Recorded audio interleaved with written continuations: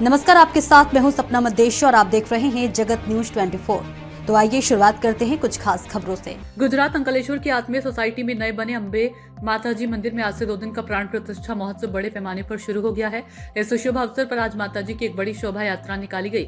मंदिर को फूलों से सजाया गया था और भक्तिमय माहौल में बड़ी संख्या में सोसाइटी के निवासी और स्थानीय लोग शामिल हुए। शोभा यात्रा के दौरान महिलाओं ने माताजी के गरबा की धुन पर डांस किया, जिससे पूरा माहौल भक्तिमय हो गया। कल हिंदू धार्मिक रीति रिवाजों और संस्कृत मंत्रों के साथ माताजी की मूर्ति की प्राण प्रतिष्ठा की जाएगी। इस धार्मिक समारोह के पूरा होने के बाद सभी भावी भक्तों के लिए एक सुंदर महाप्रसादी का आयोजन भी किया गया है। गुजरात भरूच अंकलेश्वर से गोविंद भाई परमार की रिपोर्ट। ले लूंगा बाद में अलग से। चलो। हाँ। जय माताजी।